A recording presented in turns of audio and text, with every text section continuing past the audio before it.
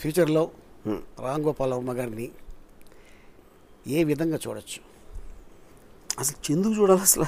అంటే ఉంటుంది కదా క్యూరియాసిటీ కొంత, ప్రజలకు ఉండొచ్చు, మీ ఫ్యాన్స్కి ఉండొచ్చు. అని ఇప్పుడు అంటే మీరు పాలిటిక్స్లో వస్తానా అలా అనుకుంటే మాత్రం నా లైఫ్లో రానది. Okay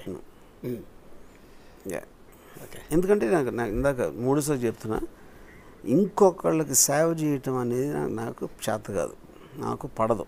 okay.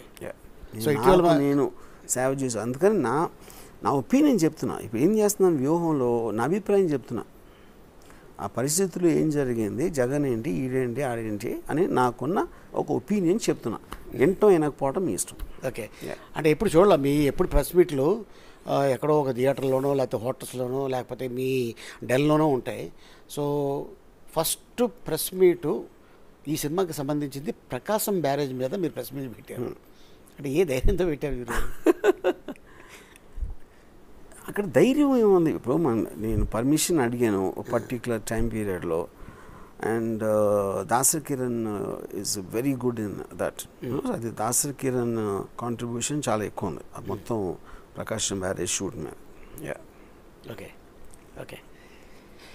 మీరు వంగవీటి టైంలో దేవినేని నెహ్రూ గారు ఉన్నప్పుడు, బతికున్నప్పుడు ఆయన ఇంటికి వెళ్ళారు. అదే రోజు అక్కడ బ్రేక్ఫాస్ట్ అవన్నీ చేయడం. తర్వాత మళ్ళీ కట్ చేస్తే ఇంకొక గంటలో ఇటు రాధా ఇంటికి వెళ్ళారు. రాధా ఇంటికి ఏంటి సార్ అది స్ట్రాటజీ? సేమ్ థింగ్ నేను రక్షితలో చేశాను. పొద్దున్న ఏమో పరిటాల రావు గారు ఇంటికి వెళ్ళాను, మధ్యాహ్నం ఏమో మద్దెల చెరు సూర్య ఇంటికి వెళ్ళాను. ఎందుకంటే మెయిన్ క్యారెక్టర్స్ వాళ్ళే కదా సినిమాలో. ఓకే. అది తీయటానికి. ఓకే. సో వాళ్ళ మధ్యన రైవలరీ అవ్వచ్చు. నేను ఒక న్యూట్రల్ డైరెక్టర్గా I just went and met them. ఇప్పుడు వీడియో చూద్దాం. Video please.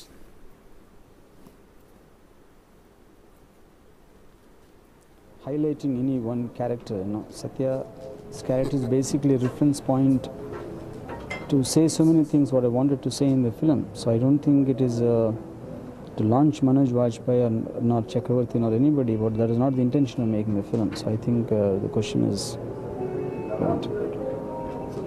ఇది ఆల్మోస్ట్ 25 years బ్యాక్ సార్. ఇది అప్పుడు కూడా మీరు ఇలాగే మాట్లాడారు.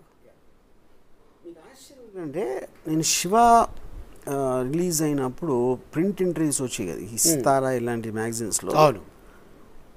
నేను ఈ మధ్యన ఎవరో నాకు కొన్ని పంపించారు, ఎవరు అక్కడ నుంచి ఎవరో దాన్ని దాచిపెట్టి మా ఆంటీ ఎవరో. ఎగ్జాక్ట్లీ నేను ఇప్పుడు మాడుతున్నట్టు ఉంది.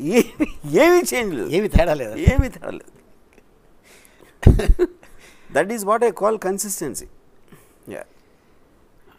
అంటే మీరు హ్యాపీ ఫీల్ అవుతున్నారా ఇలా ఉండటం వల్ల? నేను హ్యాపీ అంటే నేను కూడా ఆశ్చర్యపోయాను అసలు. ఏమంతా అంటే ఇప్పుడు మీకున్న ఎక్స్పీరియన్సెస్, మీకున్న ఏజ్, ఇలాంటి రకరకాల ఫ్యాక్టర్స్ వలన ఎంతో కొంత మార్పు వస్తుంది.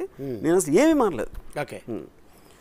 ఆ టైంలో నాకు నాగేశ్వరరావు గారు శివ రిలీజ్ అయ్యి పెద్ద హిట్ అయిన తర్వాత ఒక ఫుల్ పేజ్ యాడ్ ఏమన్నారా న్యూస్ పేపర్లో, నా మొదటి చిత్రం ఆదరించినందుకు ప్రేక్షకులకి కృతజ్ఞతలు అని యాడ్ ఏమన్నారు. నేను వాళ్ళు నాకు ఇవ్వాలి కృతజ్ఞతలు, నేను వాళ్ళకి ఇవ్వడం ఏంటన్నా. ఇప్పుడు నేను మంచి సినిమా తీస్తే చూస్తారు, నేను చెత్త సినిమా తీస్తే చూడరు, అంతే మా రిలేషన్షిప్. సో వాళ్ళు చూసింది నాకు సేవ్ చేయడానికి కాదు కదా, సినిమా నచ్చి చూశారు. అప్పుడు నేను ఎందుకు థ్యాంక్స్ చెప్తానన్నా. ఓకే. అది ఇప్పుడు అలా మాట్లాడతాను అనుకుంటారు. అందు నేను ఫస్ట్ సినిమాకి అది అలా మాట్లాడాను, మేకింగ్ టైంలో కూడా అలాగే మాట్లాడాను. సత్య టైంలోనే మీకు చాలా బెదిరింపులు కాల్సి వచ్చినాయి కదా. అంటే ఆ టైంలో under world was very active బాంబేలో 96 ఆ టైంలో. అవి అందరికీ వచ్చి, నాకు పర్టికులర్గా సత్య గురించి ఏం రాలేదు. Okay. Just anybody who's little పేరు ఉన్నాడు ప్రతి ఒక్కడికి వచ్చేది. జనరల్గా మా మనిషికి ఎక్కడో ఒక చోట ఒక చిన్న భయం ఉంటుంది. రామ్ గోపాల్ వర్మ ఎప్పుడైనా భయపడ్డారా? ఐ థింక్ అది ఏదో మీ షోలో ఇప్పుడు చెప్పినట్టు గుర్తు నాకు. అంటే ఇప్పుడు భయం అనేది టూ థింగ్స్ ఉంటాయి. అంటే ఇప్పుడు ఒక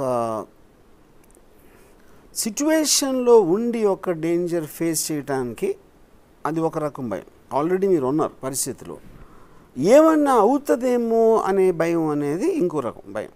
ఇది అప్పుడు లేదు, కానీ ముందు అవ్వచ్చేమో అనే భయం. ఆ భయం అనేది నాకు అసలు జీరో.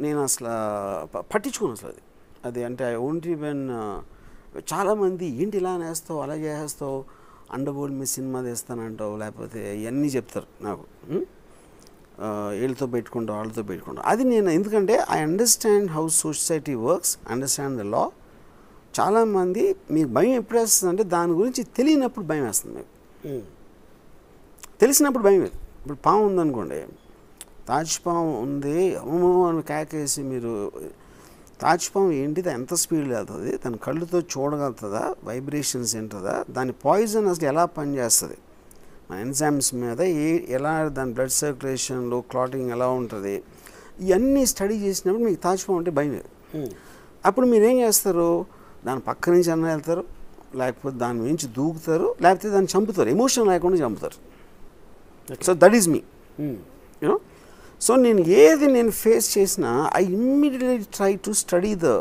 థింగ్ వర్స్ట్ సిచ్యువేషన్లో ఏంటి బెస్ట్ సిచ్యువేషన్లో ఏంటి అని నేను ఒక బేరీ చేసుకుని దాని ప్రకారం నేను ఒక థింకింగ్లో రియాక్ట్ అవుతాను ఎమోషన్తో రియాక్ట్ అవుతాను అందుకని నాకు భయం లేదు ఓకే సో మీ అడ్వకేట్స్ ఇప్పుడు ఫర్ ఎగ్జాంపుల్ ఒక ముదుమలైరి క్షణక్షణం అప్పుడు ఒక రిసార్ట్లో ఉండేవాడు ఫారెస్ట్ మధ్యలో నేను రాత్రిపూట ఒక్కడిని ఫారెస్ట్లోకి వెళ్ళేవాడిని నడుచుకుంటా ఎందుకు I want to listen to the sounds of the forest in the night అప్పుడు ఏమంటారు అందరూ అమ్మ అక్కడ ఎలుగుబంట్లు ఉంటాయి ఇవి ఉంటాయి జాగువార్ లెపర్డ్స్ అది ఇది Mudumalai is very very thick with అది కానీ నేనేదో నేషనల్ జియోగ్రఫిక్ మ్యాగజైన్లో 95% of the time wild animals don't attack human beings అని చదివాను అది నా బేసిక్ థింగ్ కానీ ఆ 5%లో నేను ఉండొచ్చు ఎవరైతే పోతారో కానీ 5% రిస్క్ కూడా తీసుకోకపోతే అమ్మ ఎందుకు లైఫ్ బతకడం అనేది నా ఫీలింగ్